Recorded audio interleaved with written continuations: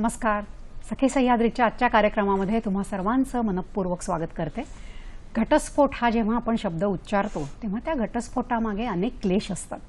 घटस्फोटाची वेळ जर एखाद्या कुटुंबावर आली किंवा एखाद्या पतिपत्नींनी तो घ्यायचाच असं जर ठरवलं तर त्याच्यामध्ये संपूर्ण कुटुंबाची होरपळ होते. ही होरपळ होत असताना जर त्यांना मुलं असतील तर कदाचित मला असं वाटतं की त्यांच्याकडे जास्ती सहृदयतेने आपण बघतो का किंवा बघण्याची गरज आहे का.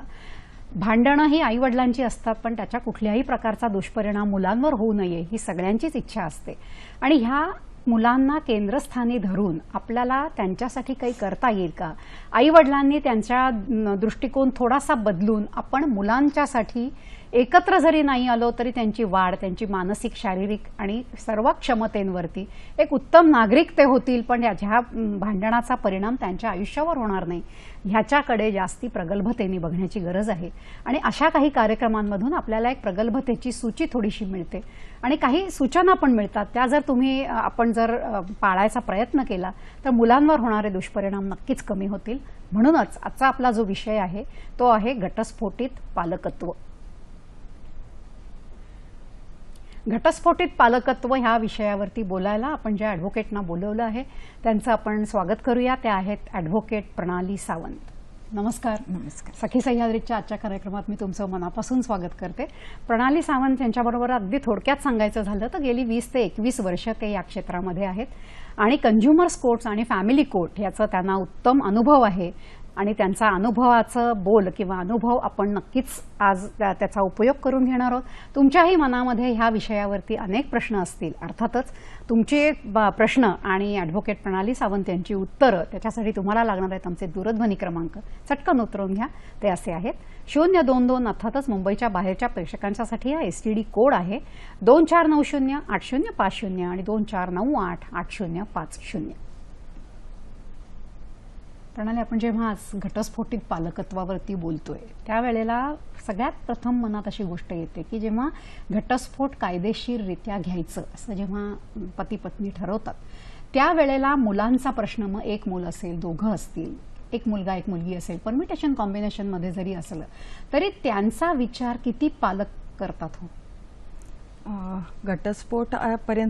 घटस्फोटाचा निर्णय घेईपर्यंत जेव्हा पालक आलेले असतात तेव्हा मला असं वाटतं की मुलांचा विचार त्याच्यानंतर त्यांच्या मनामध्ये येतो, कारण की त्या दोघांचं पटत नसतं म्हणून तो घटस्फोट घेतला जातो. आणि जेव्हा घटस्फोट घेण्याचा निर्णय घेतला जातो त्याच्यानंतर मग त्यांच्या मनामध्ये मुलांचा विचार येतो आणि मग त्याच्यामध्ये मुलांची कस्टडी कोणाकडे द्यायची, त्याचा खर्चाची विभागणी कशी करायची किंवा त्यांनी ज्या पालकाकडे त्याची कस्टडी नसेल त्यांनी त्याला कशा पद्धतीने कधी भेटायचं ह्या सगळ्या गोष्टींचा विचार मग त्याच्यानंतर सुरू होतो असं मला वाटतं. मुलांची जेव्हा भावनिक गुंतवणूक आईवडिलांमध्ये अगदी समान असते, जेव्हा ती विशेषतः जेव्हा लहान असतात त्यावेळेला त्यांना निसर्गानेच असं सांगितलेलं आहे की आई आणि वडील दोघांचीही गरज तुम्हाला असणार. जेव्हा मुलं असतात आणि तरी देखील घटस्फोट आई वडील घेतात त्यावेळेला त्या मुलांच्या शारीरिक, मानसिक, आर्थिक अशा सर्व गरजा त्यांना दोघांना मिळून पुरवाव्या लागतात. तर हे पुरवत असताना त्यांना कोर्ट मदत करतं, वकील मदत करतं का, कशा प्रकाराने त्यांची मानसिकता तयार होते. सर्वसाधारणपणे फॅमिली कोर्ट्समध्ये काउन्सिलर्सची नेमणूक झालेली आहे. जेव्हा तुम्ही घटस्फोटासाठी एखादं प्रकरण कोर्टामध्ये दाखल करता तेव्हा कोर्टापुढे जाण्याच्या आधी दोन्ही पालकांना काउन्सिलरकडे पाठवलं जातं आणि काउन्सिलरच्या माध्यमातून सर्वसाधारणपणे सामंजस्याने तोडगा काढण्यासाठी प्रयत्न केला जातो. म्हणजे मुलांच्या कस्टडीवरून म्हणा किंवा मेंटेनन्सवरून किंवा घटस्फोट घ्यायचा की नाही ह्या मुद्द्याबाबत सुद्धा आधी काउन्सिलर दोघांचं समुपदेशन करतात आणि त्या समुपदेशनातून जर त्यांच्यामधून काही सन्मान्य तोडगा निघाला तर त्या पद्धतीने ते दोघं जण वागतात. परंतु काउन्सिलर्सनी खूप प्रयत्न करून सुद्धा जर काही त्याच्यामध्ये असं वाटलं की काही त्यांच्यामध्ये तडजोड होत नाहीये तर मग ते प्रकरण कोर्टाच्या पुढे जातं आणि सगळ्याच फॅमिली कोर्ट्समध्ये खूप क्वालिफाईड आणि असे चांगले काउन्सिलर्स आहेत की जे त्यांच्या पद्धतीने घटस्फोट घेतल्यामुळे त्यांच्यावरती काय पुढे परिणाम होऊ शकतात.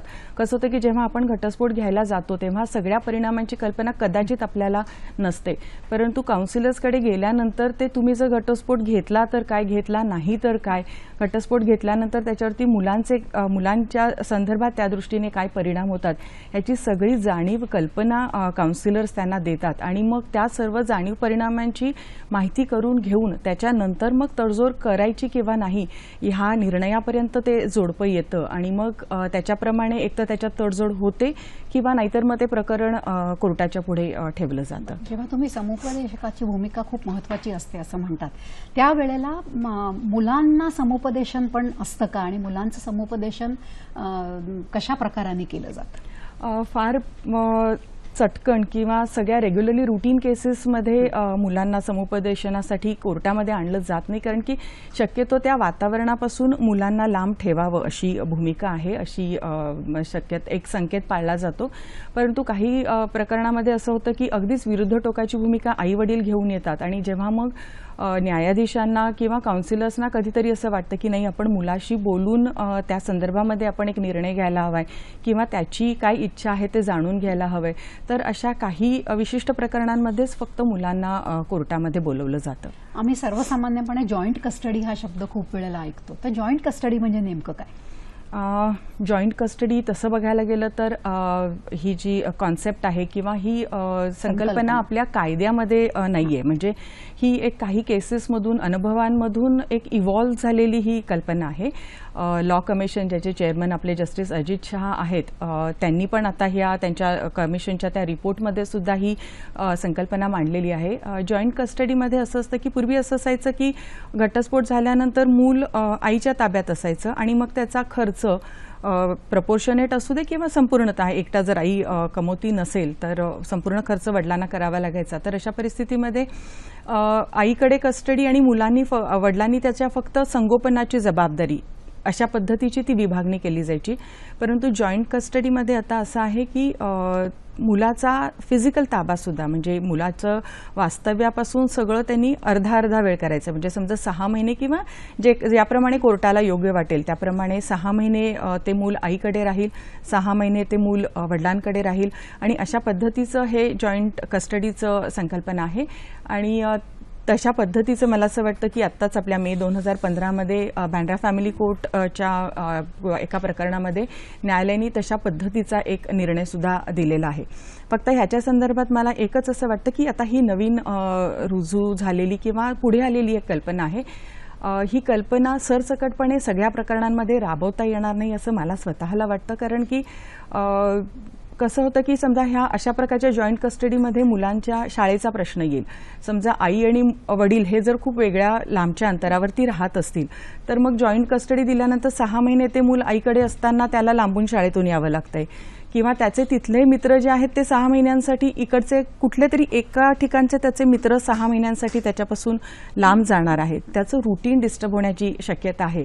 आणि शेवटी आपल्या ह्या संपूर्ण प्रक्रियेमध्ये आपण मुलांचं वेलफेअर म्हणजे वेलफेअर आणि त्यांची वाढ ही आपण अगदी जर अत्यंत महत्त्वाची समजतोय तर ह्या संकल्पनेमधून मुलांच्यावरती काय परिणाम होतो आहे ह्याचा येत्या काही वर्षांमध्ये आपण अभ्यास करूनच ही संकल्पना पुढे नेता येईल. परंतु एक निश्चित आहे की ज्या पालकाकडे इतके दिवस कस्टडी नसल्यामुळे त्याला आपल्या मुलाच्या त्या सहवासापासून तो वंचित व्हायचा, तर अशा प्रकरणांमध्ये त्या दुसऱ्या पालकांना निश्चितपणे त्यांच्या मुलांचा संपूर्ण सहवास मिळू शकेल आणि त्याच्यामुळे ह्या संकल्पनेचं आपण निश्चित स्वागत केलं पाहिजे. फक्त त्याचे होणारे काही जे परिणाम आहेत त्यांचा पण आपण विचार करून त्याच्याप्रमाणे निर्णय घ्यावे लागतील हे निश्चित. जेव्हा आपण जॉईंट कस्टडी वगैरे असं म्हणतो त्यावेळेला आपले जे कायदे आहेत आत्ता ते कायदे थोडेसे जुने आहेत असं तुम्हाला वाटतं का आणि त्याच्यात काळानुरूप बदल होण्याची गरज आहे असं वाटतं का? कारण पूर्वी खरं सांगायचं तर कुटुंबामध्ये असं असायचं की बाई कमवायचीच असं नाही.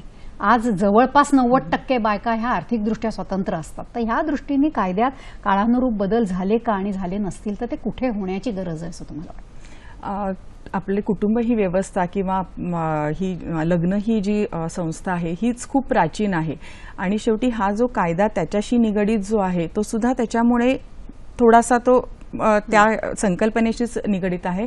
पूर्वी जी कुटुंबाची व्यवस्था होती किंवा लग्नाच्या बद्दलचे जे आपले विचार होते ते सगळे आता कालानुरूप बदलत चाललेले आहेत आणि त्या पद्धतीमध्ये अजून कायद्यामध्ये बदल आलेला नाहीये. कारण की आपण पूर्वी आईलाच आपण नॅचरल गार्डियन समजत होतो. आईच फक्त मुलाची व्यवस्थित काळजी घेऊ शकेल या संकल्पनेमध्ये सुरुवात आपल्या कायद्यामध्ये अशी तरतूद आहे की 5 वर्षापर्यंत ते मूल आईकडेच नॅचरल गार्डियन म्हणून ते ठेवलं जातं. परंतु आता असं आहे की आपण जेव्हा दोघंही जण एकत्र म्हणजे समान पातळीवरती जेव्हा आपण बायका आणि पुरुष आलेलो आहोत तेव्हा फक्त पेरेंटिंगच्या बाबतीत कोणाला तरी एकाच पालकाला ते स्वामित्व ती सुप्रमसी द्यायची का किंवा त्याला तो एक वेगळा ॲडेड ॲडव्हान्टेज द्यायचा का ह्याचा विचार केला पाहिजे. आणि मला असं वाटतं एक न्यूट्रल पेरेंटिंग स्कीम किंवा तशा पद्धतीची तरतूद कायद्यामध्ये येणं आवश्यक आहे असं मला वाटतं. आई वडिलांनी सुद्धा एकमेकांच्याकडे अशा दृष्टिकोनातनं बघण्याची गरज आहे की समजा तुमचं माझं पटलं नाही याचा अर्थ असा नाही की तो एक चांगले वडील होऊ शकत नाहीत किंवा ती एक चांगली आई असू शकत नाही. आईकडे आतापर्यंत काय झालंय की पेरेंटिंग म्हणजे आईच, वडिलांचा त्याच्यामध्ये फार कमी विचार केला गेलेला आहे. बरेच वेळेला असंही आढळतं की वडील सुद्धा उत्तम जबाबदारी किंवा उत्तम पालकत्व मुलाचं सिंगल हँडेडली करू शकतात. तर ही मानसिकता थोडीशी रुजावी ह्याच्यासाठी काही वेगळ्या गोष्टी करण्याची गरज आहे का? वेगळ्या गोष्टी म्हणजे त्याच्यामध्ये जोपर्यंत कायद्यात तरतूद येत नाही तोपर्यंत मला असं वाटतं की जेव्हा घटस्फोटित जोडपं कोर्टामध्ये जातं तेव्हा त्याच्यामध्ये हा इतका मोठा व्यापक दृष्टिकोन ठेवून किंवा अशा पद्धतीने कुठला विचार केला जाणार नाही जोपर्यंत कायद्यात तरतूद येत नाही किंवा अशा पद्धतीच्या ह्या तरतुदी कायद्याच्यातच येत नाही तोपर्यंत घटस्फोटित जोडप्यांमध्ये आपणहून समजूतदारपणा दाखवून वडिलांकडे पालकत्व दिले जाण्याचे प्रमाण मला वाटत नाही ते शक्य होईल. असं काही ठिकाणी होईल परंतु त्याचं प्रमाण खूप कमी असेल. आणि तसंही मला असं वाटतं की जेव्हा म्हणजे आपण म्हणतो की पुरुष हे चांगले पालक असतातच निश्चित आहेत परंतु एक विशिष्ट वयापर्यंत मुलाची जी गरज असते ती मला असं वाटतं की ती आईची तिची जास्ती असते. म्हणजे आणि आपण हे मान्य केलंच पाहिजे की आपण कितीही समान पातळीवरती स्त्री आणि पुरुष जरी आलेलो असलो तरी सुद्धा स्त्रीकडे एक ममत्व हे थोडं जास्ती असतं. म्हणजे पुरुष वाईट पालक असतील किंवा त्यांना पालकत्व जमणार नाही असं माझं म्हणणं नाही आहे परंतु लहान मुलांची काळजी घेण्यासाठी जे एक आपण स्त्री म्हणूनच तिच्यात काही नैसर्गिक अंगभूत गुण असतात असं मला वाटतं. आणि त्याच्यामुळे निदान छोट्या मुलांची कस्टडी तरी ती साहजिकपणे आईकडे राहिलं जाणंच अपेक्षित आहे. परंतु जेव्हा मुलं थोडी मोठी होतील तेव्हा आणि त्या दृष्टीनेच मला वाटतं जॉईंट कस्टडी हा जो कन्सेप्ट आता आपल्याकडे रुजू होतोय किंवा जो येऊ घातलेला आहे तो त्या दृष्टीने एक सकारात्मक पाऊल असंच आपण त्याच्याकडे बघू शकू. जेव्हा मुलांचा आपण विचार करतोय आज मुलांना केंद्रस्थानी ठेवून आपण ह्या सगळ्या गोष्टींचा विचार करतोय. घटस्फोट घेत असताना मुलं पौगंडावस्थेत येतात. त्यांना माहिती असतं का की आई वडील नेमकी घटस्फोट कशासाठी घेत आहेत? म्हणजे ते अवेअर असतात का, जागरूक असतात का? आणि फॅमिली कोर्टमधलं आम्ही असं ऐकलं की वातावरण इतकं काही चांगलं नसतं की ते खरंच खूप विदारक वातावरण आहे. तर ह्या वातावरणात मुलांना आणणं मग हे कितपत मानसिकदृष्ट्या त्यांना ते नक्कीच इतकं काही चांगलं नाहीये म्हणजे ज्याला आपण हेल्दी म्हणतो तसं ते नाहीये. तर हे हाताळणी ह्याची कशी नेमकी होते? तुम्ही म्हणताय ते अगदी बरोबर आहे की फॅमिली कोर्टमधलं वातावरण म्हणजे मुलांनी मला तर असं वाटतं की जेव्हा माझ्याकडे एखादा पक्षकार घटस्फोटासाठी येतो तेव्हा मी सगळ्यात आधी त्यांना सांगते कारण की मला असं वाटतं की मी घटस्फोट घेऊन टाकतो हे म्हणणं जितकं सोपं आहे तितकंच अवघड घटस्फोट मिळवणं आहे किंवा घटस्फोटानंतरची जी तुमची मानसिक अवस्था असते किंवा जे तुमचे म्हणजे तुमचे जे त्याचे तुमच्या मनावरती आणि एकंदरच आयुष्यावरती जे होणारे परिणाम आहेत ते खूप जास्ती गंभीर असतात असं मला वाटतं. आणि म्हणून माझ्याकडे येणाऱ्या जोडप्यांना बऱ्याचदा मी जर ते घटस्फोटासाठी खूप फर्म असतील तर सांगते की एकदा जाऊन तुम्ही फॅमिली कोर्टमधलं वातावरण बघून या आणि तिथली म्हणजे तिथे येणारं कोणी जोडपं अत्यंत असे ते सायकोलॉजिकली इमोशनली डिस्टर्ब आहे ते आपल्याला कळतं आणि त्याच्यामुळे निश्चितपणे तिथे त्या वातावरणात म्हणूनच मुलांना आणू दिलं जात नाही. फक्त असं आहे की फॅमिली कोर्टमध्येच एक आपल्या इथे एक ॲक्सेस रूम असते की जिथे ज्या म्हणजे नॉन कस्टोडियन पेरेंट म्हणजे ज्या पालकांकडे मुलाचं ताबा नाहीये तर अशा मुलाला भेटण्यासाठी म्हणून ती ॲक्सेस रूम एक फॅमिली कोर्टमध्ये उपलब्ध करून दिली जाते आणि तिथे जाऊन ते पालक त्यांना भेटतात.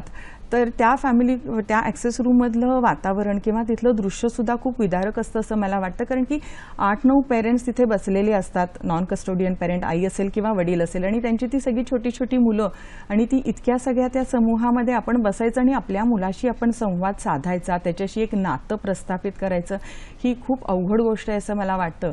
आणि म्हणून शक्यतो मुलं असलेल्या पालकांना तर मी नक्की सांगते की तुम्ही जाऊन ॲक्सेस रूममधलं एकदा वातावरण बघा, आणि तुम्ही बघा की आयदर तुम्हाला स्वतःला किंवा तुमच्या दुसऱ्या पार्टनरला तुम्हाला ह्या सगळ्या इमोशनल ट्रॉमामधून जायचं आहे का, आणि हे सगळं बघून सुद्धा जर तुमचा निर्णय असेल की नाही आम्हाला घटस्फोट घ्यायचा आहेच, तर मग आपण त्याच्याबद्दल बोलूया. म्हणाली आपल्याला जयकुमार चव्हाण यांचा फोन आलाय आणि ते बोरिवलीहून बोलतायत.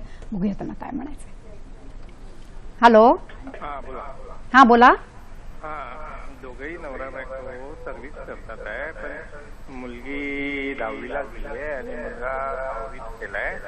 पण ते आई आहे, मुलांना सकाळचा नाश्ता वगैरे काही बनवून देत नाही, रविवारी सुद्धा देत नाही, एरवी पण देत नाही. काय नाही काय कारण सांगते आणि टाळते. मग मुलं नेहमी वडिलांकडे मागतात नाश्ता आणि सांगतात तुला माहित आहे आईकडे सांगितलं तर आई काय नाश्ता देत नाही, म्हणून तूच बनवून दे. आणि मग ते वडिलांना सगळं बनवून द्यावं लागते. आणि ती नेहमी भांडण करत असते कोणत्याही विषयावरून वडिलांची मुलांच्या. तर आपला प्रश्न काय आहे? हा, मग त्यामुळे आता त्या याच्यावर काय, आता परिस्थिती अशी झाली आहे की घटस्फोट घेण्या इतपत झालेली आहे, तर तुमचं त्याविषयी मार्गदर्शन हवं आहे. मला वाटतं हा प्रश्न अगदी नेहमीचा आहे. कमी माहितीवरती घटस्फोटासारखा इतका मोठा निर्णय, त्याच्याबद्दल आम्ही काही ह्या कार्यक्रमातून सांगणं शक्य नाहीये.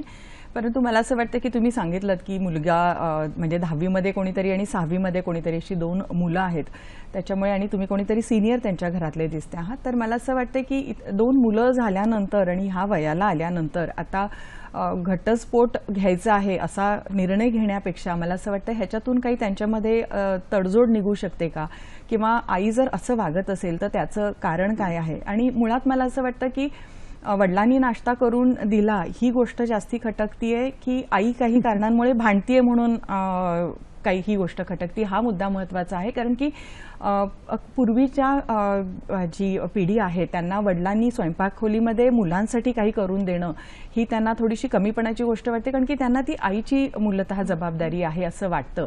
आणि मला असं वाटतं की ह्या कल्पनेतून आपण थोडंसं बाहेर पडायला हवं, कारण की आता बायका जर अर्थार्जनासाठी बाहेर पडतायत तर फक्त किचन स्त्रीचं आणि त्याच्यामध्ये पुरुषांचा सहभाग असता कामा नये, हे आपण थोडंसं मागे टाकायला हवंय.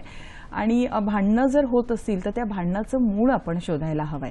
म्हणजे भांडण होतंय म्हणजे प्रत्येक ते जे म्हणजे कोणत्या संसारामध्ये भांडण नसतं, तर भांडण आहे म्हणून संसार मोडायचा असं मनामध्ये ठेवून जर तुम्ही पुढे वागलात तर त्या दृष्टीनेच सगळी पावलं उचलली जातात आणि मग ते नातंच आपल्याला नको नकोसं वाटतं. त्याच्यापेक्षा भांडणाचं मूळ कारण काय आहे ते शोधा. आणि जर तुमच्या कसं होतं की तुम्ही जर त्यात मुलाकडचे आई वडील असाल तर तुम्ही जर सुनेला सांगायला गेलात तर तिला वाटतं की तुम्ही त्याच्या बाजूनीच बोलताय. त्याच्यामुळे कोणीतरी एक तटस्थ व्यक्ती म्हणून काउन्सिलर, आपल्याकडे आजकाल प्रायव्हेट प्रॅक्टिस करणारे पण खूप काउन्सिलर्स आहेत, अशा एखाद्या काउन्सिलरची आपण मध्यस्थ म्हणून मदत घ्या आणि त्या दोघांच्या मध्ये जे काही भांडण आहे त्याचं मूळ शोधून ते सोडवण्याचा किंवा ते थांबवण्यासाठी प्रयत्न करा असं मला वाटतं. आणि ते त्या दोघांच्या आणि मुलांच्या हिताचा निर्णय असेल असं मला वाटतं. चंद्रकांत यांचा फोन आहे, विक्रोळीहून बोलतायत ते, बघूया काय म्हणतात. हॅलो. हॅलो. हॅलो. हा बोला. मी आता फोन केलेला चंद्रकांत खंडागळे. हा बोला. हॅलो. हा बोला, आपलं ऐकू येतंय आम्हाला बोलणं, सलग प्रश्न विचारा. हा तर मी ऍक्च्युली प्रॉब्लेम असा आहे की माझी मिसेस आहे ना, आता माझा प्रश्न असा आहे की मला. हा बोला. हॅलो. हॅलो बोला, आपण सलग प्रश्न विचारा कृपया. म्हणजे प्रश्न असा आहे माझा की मला माझ्या मुलाला भेटायची इच्छा आहे पण माझी मिसेस कोर्टामध्ये घेऊन येत नाही.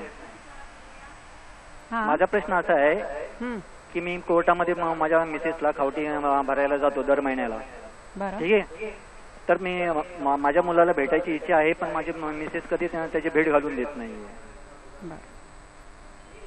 प्रणाली, हा बरेच वेळेला विचारला जाणारा प्रश्न आहे का हो? आणि ही अत्यंत दुर्दैवी गोष्ट आहे, कारण की कसं आहे की जेव्हा घटस्फोट होतो तेव्हा ते खरं तर नवरा बायकोचं भांडण असतं आणि त्या नवरा बायकोच्या भांडणामध्ये मुलं भरडली जातात आणि असं होतं की जी चूक त्या लहान मुलांनी केलेली नाहीये त्याची शिक्षा आपण त्यांना देतो. तर शेवटी तेवढी म्हणजे आपण जर सुशिक्षित स्वतःला म्हणवतो तो तेवढा सुशिक्षितपणा, तेवढी प्रगल्भता दोन्ही पालकांनी दाखवायला हवी आहे. केवळ ती फिजिकल कस्टडी म्हणजे मुलाचा ताबा माझ्याकडे आहे म्हणून वडिलांना त्याच्या भेटण्यापासून त्याला वंचित ठेवणं ही मला वाटतं अत्यंत चुकीची गोष्ट आहे. ती त्या मुलाच्या दृष्टीने सुद्धा कुठेतरी तुमचा इगो तुम्ही सुखावून घेताय. एक बायको म्हणून तुमचा तो इगो सुखावून तुम्ही घेताय, परंतु मला असं वाटतं की आई म्हणून तुम्ही नापास होताय. कारण की शेवटी त्या मुलाला दोन्ही पालकांची गरज असते. त्याला आई हवी असते आणि वडीलही हवे असतात. आता तुमच्या निर्णयामुळे जर ते दोघं जण जर तुम्ही वेगळे झालेला आहात तर निदान त्याला जेव्हा केव्हा कोर्टाने ऑर्डर केलेली आहे, आदेश दिलेला आहे, तेव्हा निदान त्या मुलाला आणि वडिलांना भेटण्याची संधी निश्चितपणे त्यांनी उपलब्ध करून दिली पाहिजे असं मला वाटतं.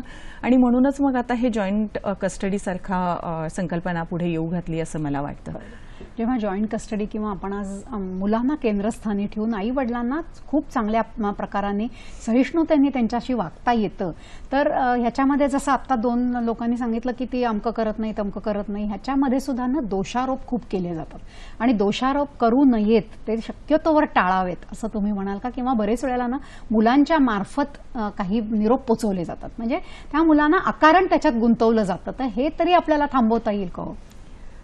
आपण थांबवण्यासारखी ही गोष्ट आहे असं आपण मला म्हणजे वाटत नाही. आई-वडिलांना थांबवता येईल. आई-वडिलांनी निश्चितपणे त्यांनी ते, कारण की मला तेच असं म्हणायचं की जर आपण सुशिक्षित आहोत, आपण जर आता इतका आपण जर सगळा प्रगती साधलेली आहे तर ह्युमन रिलेशन्सच्या दृष्टीने पण आपण ती साधली पाहिजे असं मला वाटतं. कारण की तेवढी प्रगल्भता आपण दाखवायला पाहिजे. म्हणजे मुलांच्या समोर निदान आपण भांडण करू नयेत. आणि कसं असतं की जेव्हा भांडण होतं तेव्हा प्रत्येकाला माझी बाजू जी आहे तीच खरी आहे असं वाटतं आणि त्याच्यामुळे मग मुलांना माझीच बाजू कशी खरी आहे आणि तो दुसरा कसा चुकीचा आहे हे समजावून सांगण्याचा प्रयत्न बऱ्याचदा पालक करतात आणि त्याच्यामध्ये मग मुलांचं कन्फ्युजन होतं. त्यांना कळत नाही की आई सांगते ते बरोबर आहे की बाबा सांगतायत ते बरोबर आहे आणि मग त्याच्यामध्ये त्यांनी काय निर्णय घ्यायचा.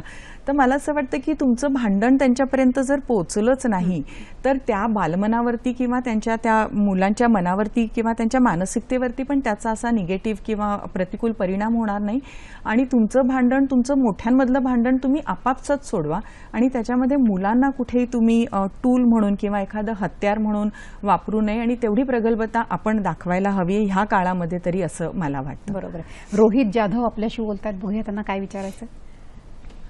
हॅलो, हा बोला. हॅलो हॅलो, हा तुम्ही प्रश्न विचारा. हा मी रोहित बोलतो मॅम. माझं नाव, मी आपलं रोहित बोलतो, मी पुण्यात राहतो. प्रश्न माझा असा आहे, माझं लग्न होऊन 1-2 महिने झाली, बाईक मला सोडून गेलेली आहे. रेशन कार्डवर मग तिचं नाव वगैरे कुठंच नाहीये. She can claim in my property. हो, म्हणजे लग्न झाल्याच्या त्या क्षणापासून तुम्ही एकदा नवरा बायको झालात की बायकोला तुमच्या प्रॉपर्टीमध्ये अधिकार मिळतो. त्याच्यामध्ये ती 1 दिवस तुमच्याबरोबर राहिली, ती तुमच्याबरोबर 8 दिवस राहिली का 2 महिने राहिली हा काही प्रश्न त्याच्यामध्ये महत्त्वाचा नसतो. तुमचं लग्न झालं म्हणजे तुमच्या बायकोला तुमच्या प्रॉपर्टीमध्ये अधिकार आला. जेव्हा आपण वडिलांनी कसं वागावं ही प्रगल्भता सांगतोय त्यावेळेला इथे थोडंसं वकिलांचं किंवा इथे थोड्या काउन्सिलरची थोडीशी मदत आई वडील ऐकतात का आणि त्यांनी ऐकावी असं तुम्हाला वाटतं का? बरेच वेळेला आपणच काय करतोय हे आपल्याला कळत नाही. कोणीतरी जर सांगितलं तर अशा पद्धतीने थोडीशी पावलं उचलली जाऊ शकतात. मला असं वाटतं की त्याच्यामध्ये काउन्सिलर्स आणि वकिलांची भूमिका निश्चित महत्त्वाची ठरते. किंवा कारण की जेव्हा माझ्याकडे माझा पक्षकार येतो तेव्हा तो माझ्यावरती विश्वास असतो म्हणून माझ्याकडे आलेला असतो आणि मी जेव्हा त्याला सल्ला देते की नाही हे भांडण तू सोडवलं पाहिजेस किंवा नाही हे तू शेवटपर्यंत तू हे ने असं जेव्हा मी त्याला सांगते तेव्हा माझ्या ओपिनियनचा, माझ्या त्या मताचा परिणाम त्याच्या निर्णय प्रक्रियेवरती होत असतो.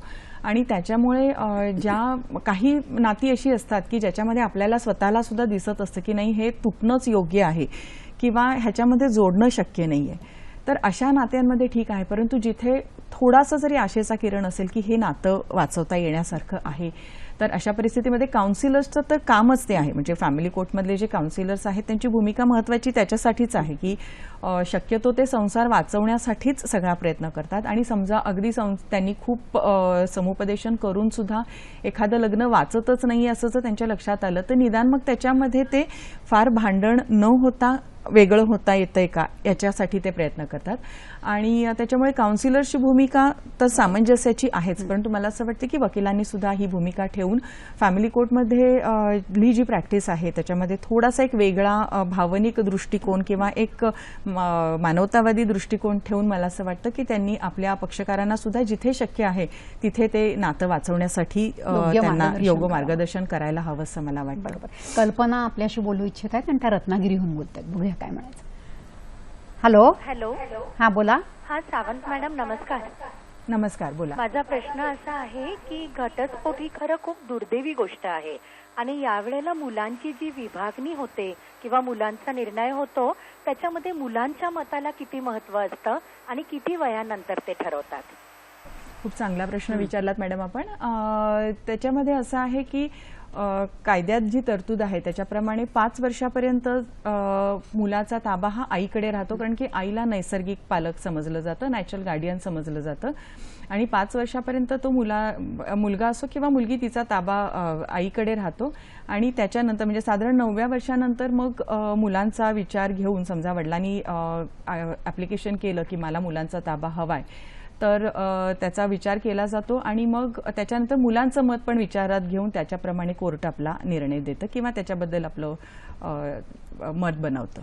मगासपासून आपण एक उल्लेख करतोय की नैसर्गिक पालकत्व हे आईकडे असतं. तुमच्या अनुभवांमध्ये, एवढ्या प्रदीर्घ अनुभवामध्ये असं कधी झालंय का की आईने त्याला नकार दिलाय किंवा आईने सांगितलं की ते मूल माझ्याकडे नको, ते वडिलांच्याचकडे राहू दे? असं मी एक म्हणजे माझ्याकडची नव्हती ती केस, पण मी फॅमिली कोर्टमध्ये असताना मी बघितलं होतं की त्याच्यामध्ये एक आई होती, तिची काही स्वतःची वैयक्तिक कारणं असू शकतील जी मला माहिती नाही आहेत, तर तिने मुलाचा ताबा वडिलांकडे दिला होता आणि वडिलांकडे त्याचा तो ताबा असताना नंतर व्हिजिटेशनच्या वेळेस म्हणजे जेव्हा ती भेटायला जायची तोपर्यंत मुलाचं बद्दल म्हणजे मुलाच्या मनात वडिलांनी बऱ्यापैकी आईबद्दल विष कालवून ठेवलं होतं की बघ ती आई असून तिला तू नकोच होतास आणि मग ती तुला टाकून गेली वगैरे, हे त्याच्या आजीनी त्याच्या मनावरती केलेले सगळं संस्कार. तर त्याच्यामध्ये असं झालं की ती आईला जेव्हा ते मूल भेटायचंच नाकारायला लागलं आणि जेव्हा ती मग रडली ती बाई लिटरली कोर्टामध्ये की मला माझ्या मुलाला भेटायचं, तेव्हा एक मला असं वाटलं की सगळ्यांचा दृष्टिकोन असा होता की तू आई असून तू ताबा नाकारला होतास ना, मग आता कशाला रडायचं. असं म्हणजे कुठेतरी आपलं समाजमन म्हणजे जे कायद्यामध्ये आहे ते आपलं समाजमनच त्याचं प्रतिबिंब आहे असं मला वाटतं, कारण की आपल्याला स्वतःला सुद्धा असंच वाटत असतं की मुलांचा ताबा हा निसर्गतः आईकडे जायला पाहिजे आणि आईने तो नाकारणं किंवा नको म्हणणं हे आपल्या दृष्टीने खूप मोठं गंभीर चूक किंवा ती चुकीची गोष्ट घडती असं काहीतरी आपल्याला स्वतःला सुद्धा वाटत राहतं. जेव्हा घटस्फोट म्हणतो तेव्हा तो जगभरात कुठेही तो काय त्याला काही फारसं म्हणजे आपण म्हणतो ना की अगदी पूर्ण रेटिंग दिलं जात नाही, कुठेतरी ती एक मायनस किंवा वजाबाकीतली बाजू समजली जाते. भारतासारख्या ठिकाणी घटस्फोट आणि मुलांचा ताबा किंवा मुलांचं पालकत्व आणि बाहेरच्या देशातले घटस्फोट आणि मुलांचा ताबा ह्याच्यात नेमका फरक काय आपल्याला सांगता येईल? त्यांचे दृष्टिकोन वेगळे आहेत किंवा त्याच्यामध्ये कसं आहे घटस्फोटाचे त्यांची जी कारणं आहेत तीच त्यांची आणि आपली वेगळी आहेत बऱ्यापैकी. तिथे मुलांचे जे हक्क आहेत त्याच्याबद्दल त्यांची मुलं पण खूप सजग आहेत, त्याच्याबद्दल त्यांचे कायदे खूप कडक आहेत. म्हणजे मुलांनी जर आपल्या आईवडिलांच्या विरुद्ध तक्रार केली तर तिथे आईवडिलांच्या विरुद्ध ॲक्शन घेतली जाऊ शकते. अजून आपल्याकडे तशा पद्धतीचा काही कायदा आलेला नाहीये आणि आपली मुलं ही सर्वसाधारणपणे त्यांची मुलं खूप लहान वयातच खूप स्वतंत्र विचाराची असतात, कारण की तिथली त्यांची जीवनशैलीच त्या पद्धतीची आहे. आणि आपल्याकडचं जे वातावरण आहे त्याच्यामध्ये मुलंही आपल्या आईवडिलांवरती भावनिकदृष्ट्या बऱ्यापैकी अवलंबून असतात आणि त्याच्यामुळे आपल्या आईवडिलांच्या विरुद्ध इतक्या लहान वयामध्ये आपण तशा पद्धतीचं काहीतरी एखादं तक्रार करायची किंवा त्यांच्याविरुद्ध ॲक्शन घ्यावी अशी काही कुठे एखाद्या फोरमकडे किंवा कोर्टाकडे विनंती करायची अशा पद्धतीचा विचार आपण करू शकत नाही, कारण की त्या दोन संस्कृतींमधलाच तो फरक आहे. आणि प्रज्ञा चंपानेरकर आपल्याशी बोलतायत, वाशीहून बोलतायत ते. हॅलो. मला एक सांगायचं होतं आपल्या माध्यमातून की ज्या वेळेला आई वडील विभक्त होतात, घटस्फोट होतो किंवा नाही ही गोष्ट वेगळी, पण विभक्त होतात, अशा वेळेला लहान मुलांना समाज विनाकारण त्यांना असं भक्ष्यस्थानी करतो की काय भांडण झालं का आई बाबांचं, एकत्र राहत नाहीत का, आणि हमखास मुलांना गाठून विचारलं जातं. अशा वेळेला जर आईने त्यांचं उत्तर काहीतरी उलट सुलट दिलं ना, तर कधी कधी असं होतं की सासरची माणसं तिला बोलतात की तू शेजारच्या माणसानं असं कसं काय बोलली. तर याविषयी आपल्याला काय म्हणायचंय? आपण म्हणताय ते अगदी बरोबर आहे की समाज म्हणजे आपण असं आहे की आपण कुटुंब कुटुंब कुटुंब बनूनच एक समाज असतो. म्हणजे समाज आणि कुटुंब ही काही दोन वेगळे विभक्त संकल्पना नाही आहेत. कुटुंब आणि समाज हे एकाच गोष्टीचा भाग आहेत. आणि त्याच्यामुळे मला असं वाटतं की जेव्हा एखाद्या कुटुंबामध्ये असा प्रसंग घडतो तर तेव्हा त्या मुलाच्या बद्दल समाजाने जास्ती सेन्सिटिव्ह असलं पाहिजे असं मला वाटतं. कारण की शेवटी ही गोष्ट जी आज तुमच्या शेजारच्यांच्या घरी घडली आहे ती कदाचित उद्या तुमच्या घरात पण घडू शकते. आणि तुम्ही त्या मुलाला जेव्हा अशा पद्धतीचा प्रश्न विचारता तेव्हा तुम्ही हे विसरता की ते जे काही झालेलं आहे त्याच्यामध्ये त्याचा रोल काहीच नसतो. म्हणजे भांडण जे झालेलं असतं ते त्याच्या आईवडिलांच्या मध्ये झालेलं असतं. आणि मग अशा वेळी त्या मुलाला तुम्ही अशा पद्धतीचा प्रश्न विचारून तुम्ही सुसंस्कृत नाहीत असं तुम्ही सिद्ध करता असं मला वाटतं. आणि म्हणून मग आपण सुशिक्षित आणि सुसंस्कृत ह्या दोन शब्दांमध्ये फरक आहे का, आणि आपण सुशिक्षित होता होता सुसंस्कृत पण व्हायला हवंय का, ह्याचा समाज म्हणून सगळ्यांनी विचार करायला हवं असं मला वाटतं. आपल्याला सविता ह्या बोलू इच्छित आहे आपल्याशी, आणि त्या पुण्याहून बोलतात. बघूया त्यांना काय म्हणायचं. हॅलो. हां हां हॅलो मॅम, मी पुण्याहून सविता बोराटे बोलते आहे. माझ्या लग्नाला 4 वर्ष झाले. आमच्या दोघांचंही हे दुसरं लग्न आहे. आणि माझ्या पतींचं हे पहिल्या मिसेसचा मुलगा आहे. आणि मला पहिल्या मिस्टरांचा मुलगा नसल्यामुळे आणि त्यांचं ऑन डेथ झाल्यामुळे मी हे दुसरं लग्न मुलासाठी केलं आहे. पहिला संसार माझा 15 वर्षाचा झाला, पण मुलगा नसल्यामुळे मला दुसरं लग्न करावं लागलं, इच्छा, मातृत्वाची इच्छा म्हणून.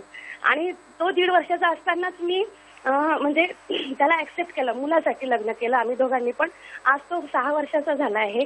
आणि माझी सासू आणि नंदेचं म्हणणं झालं आहे की आम्ही तुला एक केअरटेकर म्हणून ठेवलं होतं, आता आम्हाला त्याची गरज नाही आहे. मिस्टरांचं पण म्हणणं तसंच झालं आहे. आणि आता ते मला डिव्होर्स मागतात आहे. पण काय झालंय ना मॅम की म्हणजे तो 1.5 वर्षाचा असल्यापासून ते आतापर्यंत आमची अटॅचमेंट जी आहे ती एक मायलेकाची झाली आहे. आणि ते आता मला भेटू पण देत नाहीत. आणि ते मला कस्टडी, थोडीफार तरी कस्टडी हवी, ती पण ते मला द्यायला तयार नाही. तर मी काय करू, तुम्ही मला मार्गदर्शन करा प्लीज. तुमचं हो, म्हणजे तुमच्या स्वरावरूनच तुमची त्याच्यामधली भावना कळती, आम्हाला पोचतीये ती आमच्यापर्यंत. जेव्हा तुम्ही मला म्हणजे आता ह्याच्यातून एक गोष्ट मला अशी ही कळली नाही की तुम्ही जेव्हा हा दुसऱ्या लग्नाचा निर्णय घेतला आणि तुम्ही म्हणताय की तुम्हाला मूल हवं होतं म्हणूनच तुम्ही हा निर्णय घेतला, तर ह्या निर्णयाची कल्पना तुम्ही त्या लग्नाच्या वेळेस तुमच्या मिस्टरांना तेव्हा दिली होती का? आणि त्या निर्णयाला तेव्हा त्यांनी मान्यता दिली आणि आता ते तुमची फसवणूक करतायत का? तुम्हाला त्यांना तेव्हा तुमचं ह्या मुद्द्यावरती बोलणं झालंच नव्हतं हे कळलं नाही मला तुम्ही आता जे सांगितलं त्याच्यावरून. परंतु आता ह्याच्यामध्ये असं आहे की तुम्ही कोर्टामध्ये म्हणजे तुमची केस प्रलंबित आहे का हे पण नाही मला कळत आहे.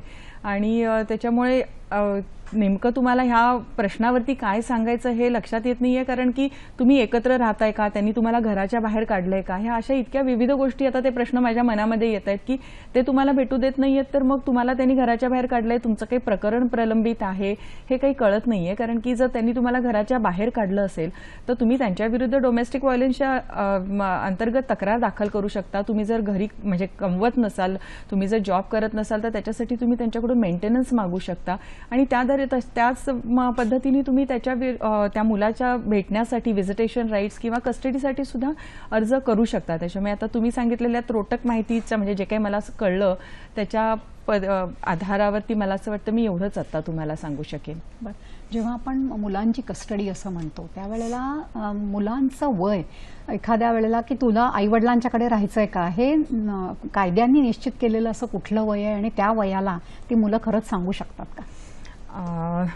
तसं ते अवघड आहे सांगणं. कारण की म्हणजे मुलं सांगू शकतात का हे ह्याच्याबद्दल असं म्हणता येईल की कसं होतं की ज्या पालकाकडे त्या मुलाचा ताबा असतो तर दुर्दैवानी एवढी प्रगल्भता किंवा तितकी मॅच्युरिटी आपल्याकडे अजून दाखवत नाहीत की ज्या पालकाकडे त्या मुलाचा ताबा असतो तो जो दुसरा पालक असतो त्याच्याबद्दल तुम्हाला त्याचं मनात थोडंसं ते विष कालवतच राहतात. त्याच्यामुळे असं होतं की अगदी 9व्या वर्षापासून जरी मुलाला त्यांनी विचारून मग निर्णय घ्यायचा अशी जरी प्रोव्हिजन असली तरी सुद्धा 9व्या वर्षाचं मूल काही लगेचच ते तसं म्हणत नाही की मला माझ्या वडिलाकडे जायचंय किंवा माझ्या आईकडे जायचंय, कारण की ज्या पालकांच्या बरोबर ते राहत असतं त्यांनी त्या दुसऱ्या पालकांच्या बद्दल थोडंसं एक निगेटिव्ह इमेज त्याच्या मनात तयार केलेली असते. त्याच्यामुळे परंतु मला असं वाटतं की जेव्हा आजकालची पिढी ही खूप हुशार आहे आणि ते साधक बाधक विचार करू शकतात, त्याच्यामुळे मला असं वाटतं की जेव्हा ते मोठे होतात, कॉलेजमध्ये जायला लागतात, सगळ्या परिस्थितींचं आणि त्यांना मग ते त्यांच्या स्वतःच्या सोर्सेसमधून सुद्धा माहिती खरं काय घडलं होतं ह्याची घेऊ शकतात, तेव्हा मला वाटतं ते खरं निर्णय घेऊ शकतात की मला नेमकं कोणाबरोबर राहायचं किंवा माझ्या ज्या दुसऱ्या पालकांपासून मला मी इतक्या वर्ष ज्यांना भेटलो नव्हतो त्यांच्याबरोबर मला कशा प्रकारचे संबंध प्रस्थापित करायचे आहेत. समजा त्या मुलाला वाटलं की पहिल्यांदा मला आईकडे राहायचंय आणि त्याच्यानंतर त्याचा निर्णय बदलला आणि त्याला वडिलांच्याकडे राहावंसं वाटू लागलं, कारण वडिलांचं समजा जाऊन येऊन संबंध झाला, त्यांच्याशी संवाद घडला, तर हे निर्णय बदलण्याची मुभा आहे का? हो हो आहे. त्याच्यामध्ये वडील तसा इनफॅक्ट अर्ज सुद्धा करू शकतात कोर्टाकडे की मला माझ्या मुलाचा ताबा हवा आहे आणि अशी अशी परिस्थिती आहे, ही परिस्थिती आता अशा पद्धतीने बदलली आहे म्हणून, आणि मग त्याच्यामध्ये मुलाच्या इच्छेचा सुद्धा उल्लेख होतो आणि मग त्या जजेस मग नंतर त्या मुलाचा इंटरव्ह्यू घेऊन, कारण की शेवटी आपल्या एक आपण लक्षात घ्यायला पाहिजे की जेव्हा आपण हे सगळं पालकत्व हे बद्दल जेव्हा बोलतोय तेव्हा मुलांच्या कस्टडी किंवा मुलांचा ताबा त्यांना भेटणं हा पालकांचा अधिकार नाहीये, तो त्या मुलांचा हक्क आणि अधिकार आहे. त्याच्यामुळे ह्या कुठल्याही गोष्टींमध्ये जेव्हा निर्णय घेतला जातो तेव्हा पालकांची सोय काय आहे, पालकांचं मत काय आहे, पालकांची इच्छा काय आहे ह्याचा जास्ती विचार न करता त्या मुलाचं भलं कशामध्ये आहे, त्याचं भवितव्य कुठे सुरक्षित आहे आणि त्याची इच्छा काय आहे, ह्या सगळ्या गोष्टींना जास्ती महत्त्व दिलं जातं. बरोबर. मुलांच्याकडे जसं आपण म्हटलं की हे कदाचित मुलं ठरवू शकतात की मला नेमकं कुठे राहायचंय. आज आपण जो विषय घेतलाय त्या विषयामध्ये आपल्याला मुलांचा जास्तीत जास्त विकास आणि त्यांचा सर्वांगीण विकास याच्यासाठी आई वडिलांनी लक्ष घालावं हा त्याच्या मागचा उद्देश आहे. जेव्हा आई वडील दोघंही जण कमवतात किंवा आर्थिकदृष्ट्या ते स्वतंत्र आहेत किंवा त्याच्यातला एक मेंबर कुणीही असू शकतो आर्थिकदृष्ट्या स्वतंत्र नाही, त्यावेळेला मुलांच्या शिक्षणाची जबाबदारी, त्यांच्यासाठी भविष्यातली तरतूद ह्याच्याकडे नेमकं आई वडील कसे बघतात? ह्या पद्धतीचे जे गोष्टी आहेत म्हणजे कसं आहे की जेव्हा आई आणि वडील दोघेही जेव्हा कमवते असतात तेव्हा त्या मुलांच्या शिक्षणाचा खर्च साधारणपणे ते दोघेही उचलतात आणि ह्याच्यात फक्त शिक्षणाचाच खर्च नसतो, वैद्यकीय असतो, त्यांचे ट्युशन्स असतात, त्यांचं खाणं पिणं असतं, राहणं असतं, जे काही त्यांचे त्या मुलाचे खर्च असतात ते साधारणपणे आई वडील ते विभागून घेतात. त्याच्यामध्ये कधीतरी असं होतं की आईचा पगार खूप जास्ती असतो आणि वडिलांचा कमी असतो, तर ते साधारण प्रपोर्शनेटली ते ठरवलं जातं, कारण की ह्याच्यासाठी कुठलेही असे हार्ड अँड फास्ट असं काही फॉर्म्युला नाहीये की इतका इतका इतका असं काही त्याच्यामध्ये नाहीये. प्रत्येक प्रकरणातली काय वस्तुस्थिती आहे, पालकांची त्यांची फायनान्शियल पोझिशन काय आहे, त्या मुलाच्या गरजा काय आहेत, त्या सगळ्या बघून त्याच्याप्रमाणे ते निर्णय घेतले जातात आणि त्या पद्धतीने पुढे ते सगळं केलं जातं. अनिता गायकवाड आपल्याशी बोलतायत, त्या अकलूजहून बोलतायत, बघूया काय म्हणते. हॅलो, हा नमस्कार. आमच्या बहिणीची सून गेले आता. Hello hello hello hello hello, हा बोला. हा नमस्ते मॅडम. नमस्ते, तुमचा प्रश्न विचारा.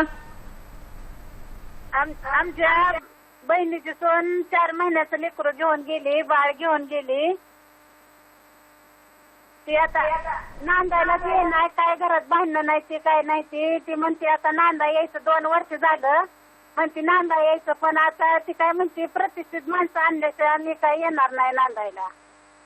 आमची चुकी नसल्याला मग काय करायचं, आम्हाला तेवढा सल्ला द्या, दिवस घ्यायचा का नाही घ्यायचा. 2 महिन्याचं मूल झालंय असं म्हणताय, त्याच्यामुळे आता एकदा मूल झालं म्हटल्यानंतर घटस्फोटाचा विचार मनामध्ये नाही आणायचा असं मला वाटतं. आणि त्याच्यातही तुम्ही म्हणताय की काही भांडणं नाहीयेत किंवा तुमच्यामध्ये काही तंटे नाहीयेत, तर मग आता ती समजा म्हणतीये की प्रतिष्ठित लोक बोलवा, कारण की कसं आहे की तुम्हाला वाटत असेल की तुमच्या दृष्टीने काही भांडण नाहीये किंवा तंटा नाहीये, पण जेव्हा ती असं म्हणते तेव्हा तिच्या मनामध्ये तिचे काहीतरी तक्रारी असू शकतील, तर त्या तक्रारींचं म्हणजे माहिती करून घेऊन त्या दृष्टीने जर मार्ग काढून ती नांदायला येणं शक्य असेल तर त्याच्यामध्ये मग कुठे इगो आड न आणता मला असं वाटतं की मग आम्ही असं का करायचं, आम्ही तो आमचं थोडी चुकलं होतं असं म्हणून काहीतरी ते टाळण्यापेक्षा त्या दोघांचा संसार त्यांच्या मुलासाठी जोडण्याचा तुम्ही प्रयत्न करा असं मला वाटतं.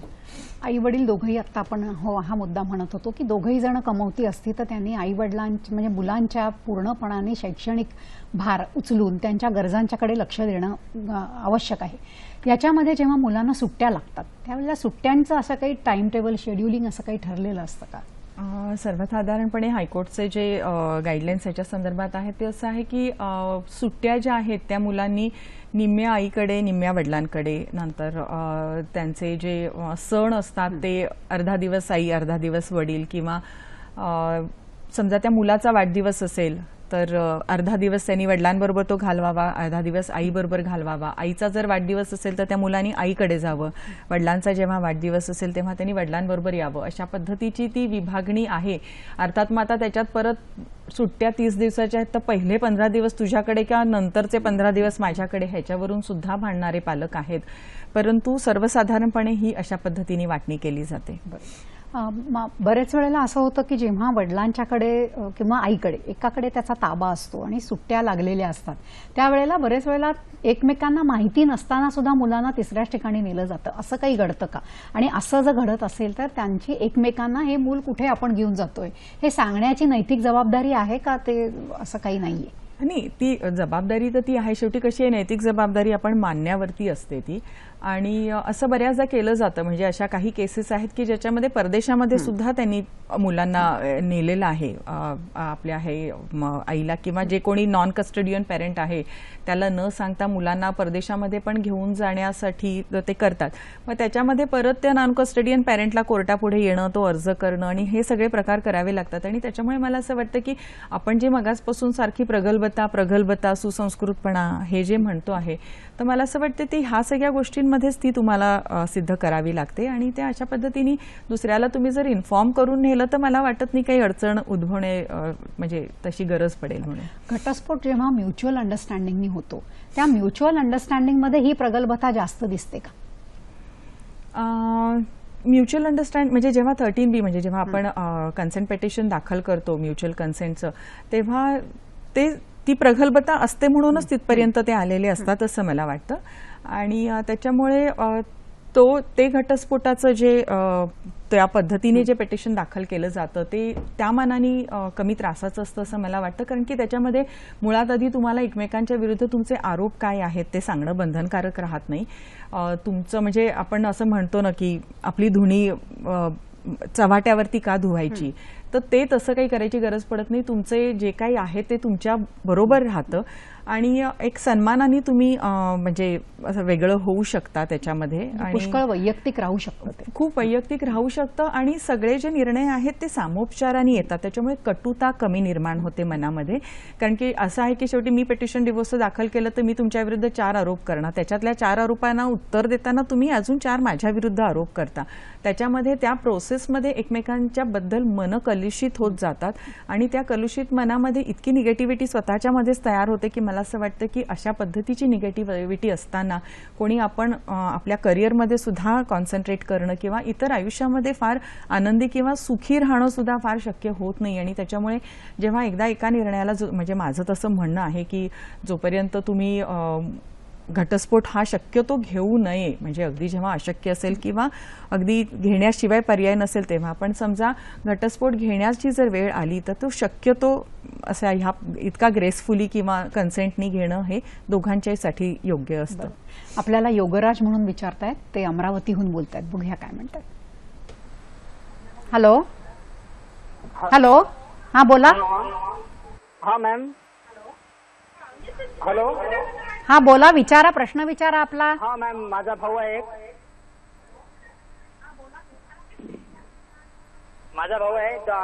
एक मुलगा आहे त्याला 1 वर्षाचा, आणि माझी वहिनी माहेर गेली आहे. बरं. दादा तिला ठेवायला तयार आहे पण ती यायला तयार नाही आहे. तर त्यासाठी मला काय करावं लागेल? 1 वर्षाचं मूल आहे आणि कसं आहे की आता ह्याच्यामध्ये तुम्ही काही करण्यापेक्षा मला वाटतं तुमच्या दादांनी आणि वहिनींनी काहीतरी करायला हवंय. तुम्ही एक त्रयस्थ म्हणून तुम्ही त्यांच्यामध्ये कसं होतं की जेव्हा ती आता 1 वर्षाचं मूल घेऊन का परत येत नाहीये म्हणते ती, तिची काही त्याच्यासाठी कारणं असू शकतील.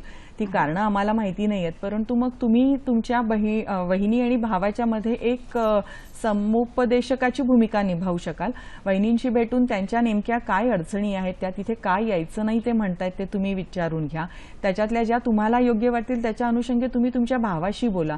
कारण की प्रत्येक वेळी कोणाची तरी एकाची चूक असते असं नाही. त्याच्यामुळे नेमकी कोणाची चूक आहे ती जाणून घ्या, त्याला ती समजावून सांगण्याचा प्रयत्न करा. आणि मूल झालेलं आहे म्हटल्यानंतर त्या मुलासाठी म्हणून तरी तुम्ही त्यांना त्यांच्यामधले जे काही डिफरन्सेस आहेत ते बाजूला सारून एकत्र आणण्यासाठी तुम्ही प्रयत्न करावा असं मला वाटतं. आई वडिलांची जेव्हा असं म्हणजे मुलांना जेव्हा अर्ध्या वेळ आईकडे आणि अर्धा वेळ वडिलांच्याकडे, अशी अवस्था त्यांची वयाच्या कुठल्या वर्षापर्यंत असते का ती कायमच असते म्हणजे मोठं म्हणजे जोपर्यंत तो आता कसं आता जॉईंट कस्टडीचा आपला संकल्पना येते तेव्हा हे कदाचित थोडंसं बदलेल, परंतु आता सध्या परिस्थितीमध्ये तरी तो जोपर्यंत ते मूल आईकडे आहे म्हणजे कुठल्या तरी एका पॅरेंटकडे ते असतं, तर ते ज्या पॅरेंटकडे आहे तर दुसऱ्या नॉन कस्टडियन पॅरेंटच्या बाबत ही कायमच राहणार ना.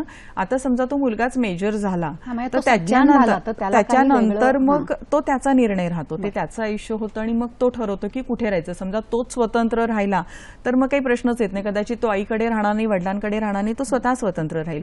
किंवा तो जर आईकडेच त्यांनी राहण्याचं ठरवलं तर वडिलांना ते अधिकार राहतात. जर त्यांनी वडिलांकडे राहायचं ठरवलं तर ते अधिकार आईला राहतात. ही जेव्हा मुलं मोठी होतात आणि त्यांच्या लग्नाची वेळ येते त्यावेळेला ह्या सगळ्याचे कुठेतरी एक त्यांच्या मनावरती खोलवर परिणाम झालेले असतात का? तुमचा आता एवढा प्रदीर्घ अनुभव या फॅमिली कोर्टच्या मॅटर्समध्ये आहे, तर तुम्ही काय सांगाल? मला असं वाटतं की फॅमिली कोर्टमध्ये म्हणजे ह्या घटस्फोटाच्या त्या ह्याच्यातून जी मुलं हे होतात ती निश्चितपणे नॉर्मल असू शकत नाहीत. कारण की ती डिस्टर्ब्ड फॅमिलीतली जी मुलं आहेत त्यांच्या मानसिकतेवर ते कुठेतरी परिणाम निश्चित होत असणारे. कारण की मुलांना आई आणि वडील हे दोघंही हवे असतात आणि त्याच्यापेक्षा आणि त्या दोघांच्याही प्रेमाची आधाराची त्यांना गरज असते. आणि अशी जेव्हा मिळत नाही तेव्हा निश्चितपणे त्यांच्या मानसिकतेवरती त्याचा परिणाम होत असणार आहे. आणि मला असं वाटतं की त्यांचे कदाचित ते ट्रस्ट इश्यूज होत असतील. म्हणजे एखाद्या रिलेशनशिपमध्ये जाताना ही समोरची व्यक्ती माझ्या आयुष्यामध्ये आता कायमस्वरूपी राहील का, की ही मध्येच मला सोडून जाईल, अशी एक असुरक्षिततेची भावना त्यांच्या मनामध्ये तयार होण्याची शक्यता आहे. आणि ही जेव्हा मुलं स्वतंत्रपणाने विचार करायला लागतात किंवा त्यांना एक आपण असं धरून चालूया की आई वडिलांनी अतिशय उत्तम जडणघडण त्या दोन्ही मुलांची केलेली आहे, एक अनुभव, एक समाजाचा एक भाग म्हणून त्यांची जेव्हा लग्नाची वेळ येते त्यावेळेला लग्न सोहळा जो असतो तो दोघंही जण अटेंड करण्याची त्यांची इच्छा असते का? म्हणजे तिथपर्यंत कसं असतं की थोडे जे तव्यावरती हात भाजलेले असतात ते त्याला थोडीशी जखम मलमपट्टी पण बसते, तर काय असू शकतो, काय असतं? नाही, कसं आहे त्याच्यामध्ये खूप इश्यूज आहेत. परत आता समजा तो आईकडे असेल आणि आईचं जर लग्न झालेलं असेल, आईचं लग्न झालेल्या वडिलांच्या बरोबर जर त्याचे चांगले संबंध असतील तर ती परिस्थिती वेगळी असते. म्हणजे मला असं वाटतं की फॅमिली कोर्टच्या ह्या ज्या काही गोष्टी आहेत की ज्याच्यासाठी लिखित नियम नाही आहेत तर त्याच्यामध्ये तुम्ही असं स्ट्रेट जॅकेट फॉर्म्युला काही त्याच्यामध्ये असू शकत नाही. कारण की ते प्रत्येक गोष्टीमध्ये इतकं वेगळ्या वेगळ्या पद्धतीने ते बाहेर येतं की कदाचित असं असतं की वडिलांच्या म्हणजे नवीन आलेल्या वडिलांच्या बरोबर त्याचे चांगले संबंध असतील, कुठच्या कारणांसाठी त्याचे वडील त्याला जे त्याचे बायोलॉजिकल फादर आहेत ते त्याच्या आईला कुठच्या कारणांसाठी सोडून गेलेले आहेत, ह्या सगळ्या गोष्टींचा त्याच्यावरती परिणाम होतो. पण मला असं वाटतं की त्या वयापर्यंत निश्चितपणे मुलांच्या लग्नाला निदान एक उपस्थित राहण्याची इच्छा तरी निश्चित त्यांना होते. आणि मला असं वाटतं की तितकी मॅच्युरिटी किंवा तितकं काही कुटुंबांमध्ये ते दाखवलं जातं की त्यांना आमंत्रण दिलं जातं. काही ठिकाणी तर ते कन्यादान वगैरे सुद्धा करण्याची संधी त्यांना दिली जाते. परंतु त्याच्यात मग ते परत वडिलांचं रिमॅरेज आहे का, आईवडिलांचं म्हणजे आईचं रिमॅरेज आहे का, हे असे बरेचसे त्याच्यावरती त्या घटकांवरती अवलंबून राहील. खूप सारा माध्यमांचा आपल्या समाज जीवनावरती खूप डायरेक्ट परिणाम होतो. तर माध्यमांची थोडी जबाबदारी तुम्ही म्हणता का की याच्यातनं चांगलं घडवायचं असेल तर माध्यम काही हातात घेऊ शकतात असं तुम्हाला वाटतं का? माध्यमांचं असं आहे की प्रश्न असा आहे की माध्यम जे दाखवतं ते आपल्या आयुष्यात घडतं की आपल्या आयुष्यात जे घडतं ते माध्यम आपल्याला दाखवतं. त्याच्यामुळे माध्यमांची जबाबदारी निश्चित ती राहील त्याच्यामध्ये. कारण की मला असं वाटतं की एकूणच घटस्फोट घेणं ही इतकी सहज गोष्ट होत चाललेली आहे आजकाल. तर आणि त्या गोष्टी सहज होणं किंवा त्यांना ग्लोरीफाय करणं हे सुद्धा होता कामा नये. कुठेतरी आपली कुटुंब व्यवस्था जर कायम राहायला हवी असेल तर मुलांवरती तशा पद्धतीचे संस्कार, तशा पद्धतीचं आपण त्यांच्याशी बोलणं किंवा तसा निर्णय प्रक्रियेमध्ये त्यांना आपली बाजू सांगताना तरी की हो बरोबर तू कुठे इतकं सहन करतोस, नाही तू घेऊनच टाक घटस्फोट असं म्हणण्यापेक्षा मला असं वाटतं, कारण की कसं आहे की जेव्हा तुम्ही घटस्फोट घेताना एक नातं तोडता तेव्हा ते दुसऱ्या नात्यामध्ये जेव्हा तुम्ही जाता तेव्हा तिथे तडजोडी कराव्या लागतातच ना. तर तीच तडजोड तू ह्या नात्यामध्ये शक्य असेल तर कर आणि हे नातं वाचव. हे आपण पण तुम्हाला आणखीन एक प्रश्न असा विचारू इच्छिते की विवाहपूर्व समुपदेशनाचा काही फायदा होईल का? मला असं वाटतं की निश्चितपणे ते व्हायला हवंय, कारण की कसं आहे की आपण बघतो की आपले जागोजागी आपले ब्युटी पार्लर्स खूप आपण काढलेले आहेत. म्हणजे आपल्या शारीरिक सौंदर्याच्या बाबत आपण इतके सजग झालेलो आहोत आणि आपण इतकं त्याच्यावरती काम करतो, परंतु मन सुद्धा तितकंच सुंदर होण्यासाठी आणि लग्नासारखं इतकं महत्त्वाचं नातं आपण जेव्हा त्याच्यामध्ये शिरतोय तेव्हा त्या नात्यात शिरण्यासाठी आपली मानसिक, शारीरिक, आपली भावनिक सगळी तयारी, आर्थिक सुद्धा आपली झालेली आहे की नाही हे बघणं सुद्धा महत्त्वाचं आहे. आणि त्याच्यासाठी मग प्री मॅरेज काउन्सिलिंग मग ते शाळेच्या स्टेजपासून करायचं, कारण की शेवटी हा संस्कार आहे. तो तुमचं आज लग्न जमलंय तर मग चल तू 2 सेशनमध्ये बस मग तुझ्यावरती संस्कार करूया असं होणार नाही असं मला वाटतं. आणि त्याच्यामुळे शाळेच्या जीवनापासूनच ती प्रक्रिया सुरू व्हायला हवी आहे, तर ती नातं टिकणं जास्त सोयीचं होईल असं मला वाटतं. आज तुम्ही इथे आलात आणि एका भावनिक विषय होता, खूप गंभीर होता, पण तरी खूप चांगल्या पद्धतीने आम्हाला काही मार्गदर्शन केलं. त्याच्याबद्दल सखी सह्याद्रीतर्फे मी अगदी तुमचे मनापासून आभार मानते. धन्यवाद. धन्यवाद.